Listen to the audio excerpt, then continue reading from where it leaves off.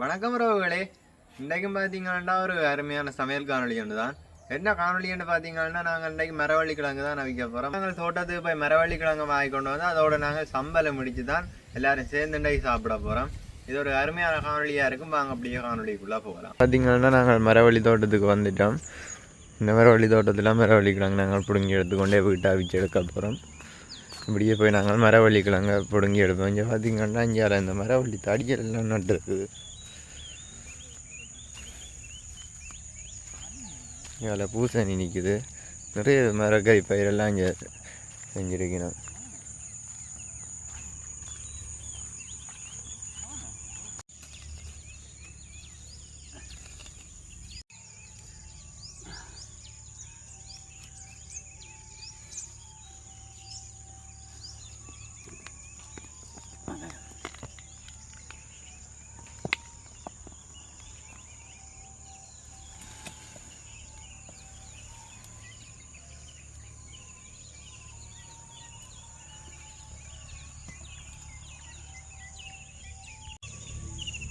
இவர் ரூவன் என்று சொல்கிறது. இவர் வந்து ஒட்டுசிட்டான் பகுதியில் இருக்கிறார். வந்து இவர் கூடுதலாக கிழங்கு பயிர்களை தான் பயிரிடுறது. கிழங்குகள்னு சொன்னால் வத்தாழை, ராசவள்ளி, மற்ற மரவள்ளி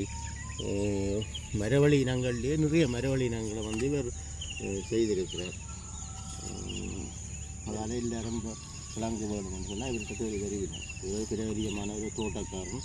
எல்லா பயிர்களும் கூடுதலாக பயிரிடுறார் இவர்.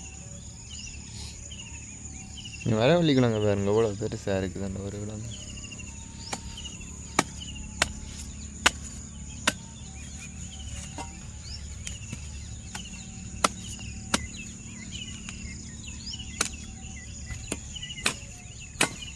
இது புதிய இனம் மரவள்ளி அரளியா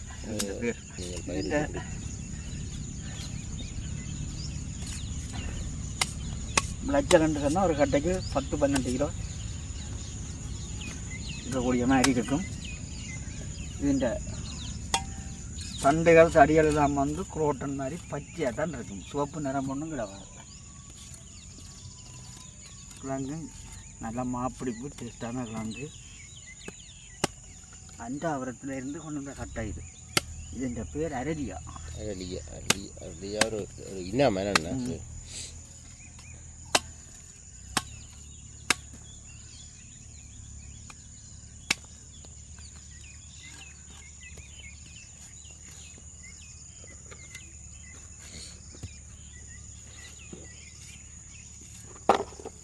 ராசவள்ளி நிற்குது. இங்கே பார்த்தீங்கன்னா ராசவள்ளி நட்டுருக்குது.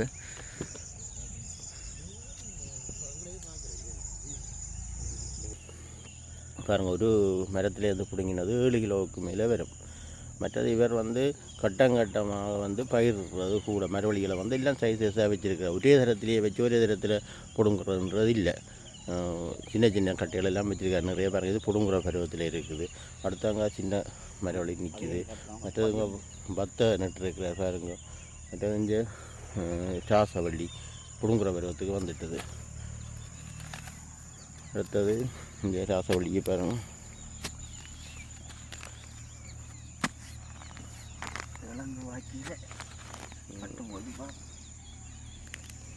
மற்றது இங்கே அடுத்த கட்டம். இப்போ இது இப்போ பிடிங்கின மரவள்ளி முடியும். அடுத்த கட்டத்துக்கு அங்கே அடுத்த பயிரிட்டுட்டார். இப்படி சுற்றி இந்த காணி, இதில் ஒரு 5 ஏக்கர் காணி அவ்வளோத்துக்குள்ளேயும் வந்து மரவள்ளி தான் கட்ட வச்சுருக்கு. அதே மாதிரி எல்லா கிழங்கின பயிர்களும் இதுக்குள்ள பயிரிடப்பட்டிருக்கு. தோட்டத்துக்கு போய் தூக்க மாட்டாத பெரிய மரவள்ளி கிழங்கெல்லாம் வாங்கி கொண்டு வந்திருக்கிறோம். இதைத்தான் நாங்கள் இன்றைக்கு தளம் வெட்டியாக வச்சு எல்லாருமா சேர்ந்து சாப்பிட போகிறோம். இன்றைக்கு இந்த கிழங்கு எத்தனை கிலோ வரும்னு நினைக்கிறீங்க? இந்த கிழங்கு ஒரு 1.5 கிலோ கிழங்கு அப்படி வரும். போகிறோம் 1.5 கிலோ 2 கிலோ கிழங்கு வரும். இது அப்படி பேரமாக இருக்குது. அப்படி பெரிய கிழங்கு இதுகளை தான் நாங்கள் வெட்டியாக வைக்க போகிறோம். இப்போ இந்த கத்தியால் வெட்டியெல்லாம் இந்த கிழங்கு வெட்டுறதுக்கு இந்த பெரிய கத்தி தான் தேவை. சின்ன சின்ன நான் இது எல்லாத்தையும் வெட்டி வடிவாக கழுவித்தான் இதை அவிக்க போகிறோம். அப்போ இந்த பெரிய கத்தியால் தான் நான் வெட்ட போகிறோம். சின்னனாக்கி இதை முறிச்சிட்டு நாங்கள் சின்னனாக்கித்தான் அவிக்க வேணும். அப்போ தான் எங்களுக்கு வேகம் அவிஞ்சு வரும். நல்ல கிழங்கு பாருங்க, கொஞ்சம் நல்ல வடிவாக உதிஞ்சு வருது. இப்படி கிழங்கு நல்லா அவிஞ்சு நல்ல மாப்பிடியான கிழங்காக இருக்கும். எங்களை குடிக்கே தெரியும் கிழங்கு நல்லதோ கூட ஆகும். இது நல்ல கிழங்கு.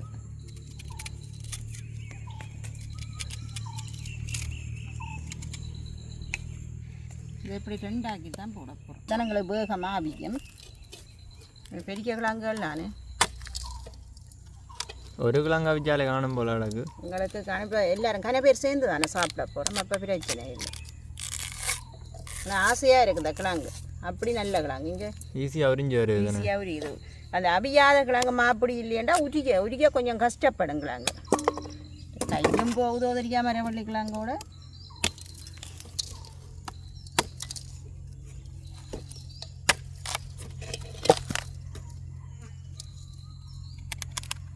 ஒரு மரம் தான் பிடுங்கி வாங்கினாங்க தோட்டத்தில்.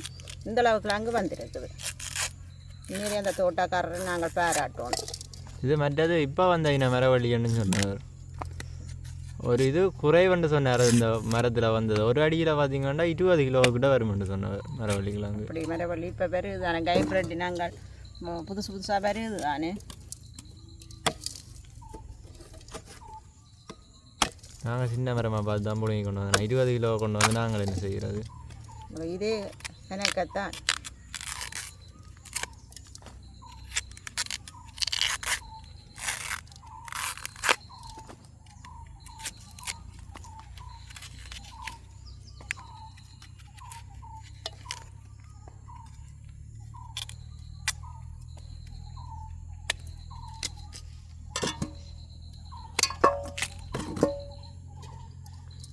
ஒரு கிழங்கு வட்டி போடையில் சட்டையும் வரைஞ்சிட்டுது. அதுதான் இதுக்கு பெரிய பெரிய பேசன் தான் வேணும் போல இருக்கு. இங்கே பாருங்க இந்த கிழங்குகள் எப்படி கிழங்கு.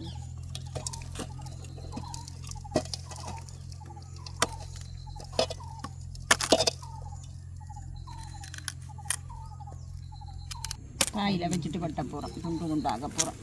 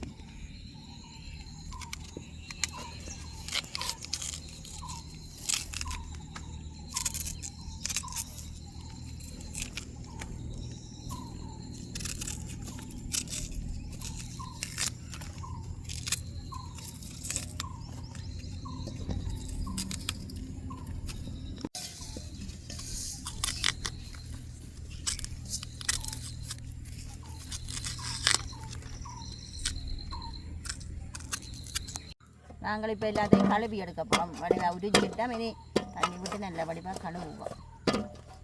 கொஞ்சம் மண்ணாக இருக்குது. கொஞ்சம் நல்லா தான் கழுவி எடுக்கணும்.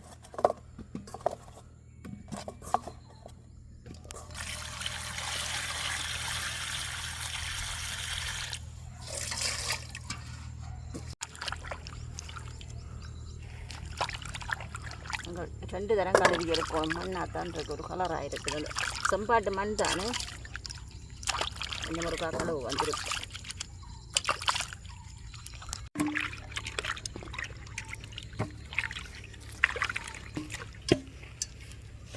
உங்களுக்கு தண்ணிக்க போட்டோடனே அந்த மண்ணெல்லாம் போகுது.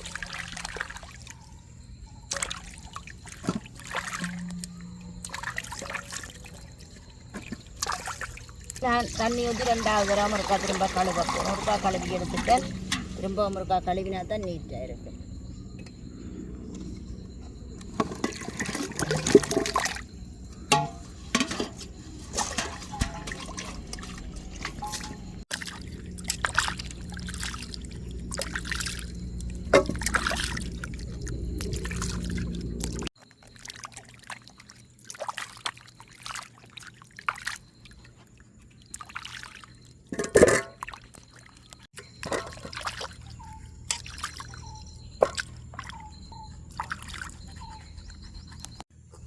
நான் கழுவி வச்சிருக்கிற கிழங்கை இந்த பானையில் தான் நான் அவிக்க போகிறேன். இதுக்குள்ளே சேர்த்துக்கொள்கிறேன். தண்ணி எடுத்துகிட்டு தான் நாங்கள் சேர்க்கிறோம் கிழங்க. எங்களுக்கு தண்ணி கூடிட்டுது. கொஞ்சம் குறைக்க போகிறோம் தண்ணிங்க.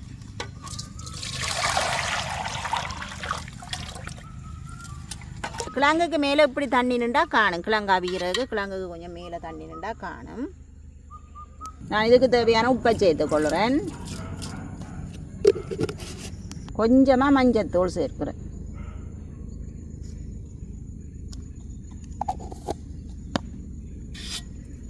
எல்லாத்தையும் இருப்பா குளிக்கி கொடுக்கும். ரைட் தான் மஞ்சள் சேர்த்துருக்குறேன். காணும் எனக்கு அடுப்பு நல்லா எரியுது. நான் தூக்கி அடுப்பில் வைக்கிறேன். காணிக்க இந்த புல்லெல்லாம் சின்ன சின்ன புல்லு நல்ல பச்சையானது. இப்போ பார்க்க அதில் நல்ல வெள்ளை வெள்ளை பூ, நல்ல அழகழகான பூக்கள் எல்லாம் வந்துருக்குது. நல்ல அழகாக இருக்குது. நாங்கள் மரவள்ளிக்கிழங்கு சமைக்க மூடி அவிக்கக்கூடாது.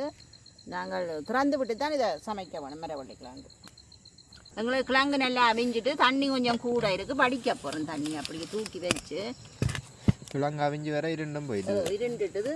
தண்ணி கூட இருக்குது.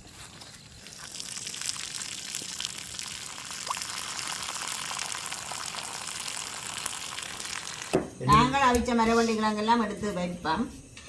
வச்சுட்டு சாப்பிட போகிறோம் எல்லாரும் மசிந்து.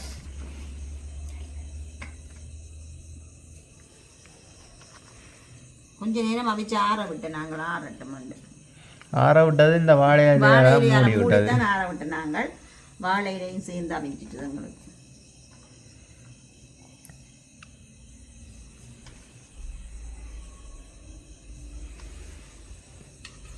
நாங்கள் கொஞ்சம் கிழங்கு எடுத்து வச்சுட்டேன். ஓ ஓ கூடிட்டு 1000 கூடிட்டு இருக்கிறாங்க.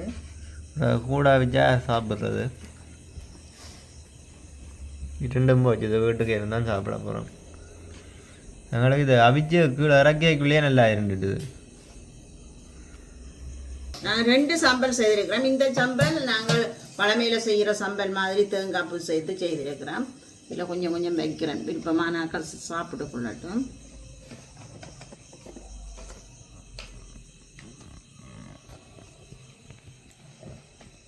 ரெண்டு மூணு சம்பல் செய்திருக்கிறேன். இது தனியாக செத்தெல்லாம் செய்தேன். செத்தலும் பெரிய வெங்காயமும் சேர்த்து செய்தேன். நான் செத்தலை மிக்சியில் அடிச்சுட்டு பெரிய வெங்காயத்தை வதக்கி எடுத்து இதையும் செய்து பொரித்து கொஞ்சம் நெய் விட்டு பிரட்டினான்.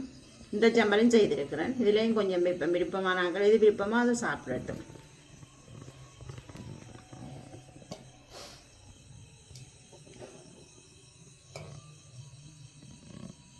ரைட் ஓடி வந்துருங்க எல்லாரும். கிழங்கு பார்க்க நல்ல கலர்ஃபுல்லாக இருக்குது. மஞ்சள் எல்லாம் சேர்த்து அவிச்சு நாங்கள் நல்ல வடிவாக இருக்குது. கிழங்கு நல்லா தான் இருக்குது.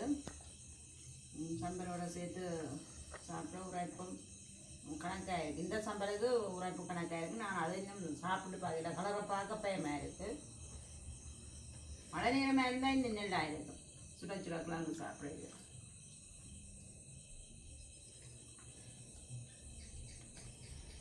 சம்பல் எல்லாம் எல்லாரும் உரைக்குது. நல்லா தண்ணி எல்லாம் அடிக்கணும். சரியான உரைப்பு போல இருக்குது சம்பல். இந்த சம்பல் உரைப்பு குறைவு. இந்த சம்பல் சரியான உரைப்பு. இது சாது கொட்டு கொண்டு தான் சாப்பிடணும். கணக்கு எடுக்கக்கூடாது. சரியான உரைப்பு. பார்த்தீங்கன்னாண்டா நான் முதலே சாப்பிட்டு பார்த்துட்டேன் எப்படி இருக்கண்டு. வீடியோ எடுக்கிற காக்கள் என்றபடியாக தான் நான் இருந்து எடுத்து கொண்டு இருக்கேன். எல்லோரும் சாப்பிட்றீனோம். அப்போ நானும் இப்போ அவையோட சேர்ந்து சாப்பிட போகிறேன். நாங்கள் இப்போ இதோட இந்த காணொலியை முடிச்சு கொள்வோம். அப்போ நாங்கள் இதோட இந்த காணொலியை முடிச்சு கொள்வோம். பாய்.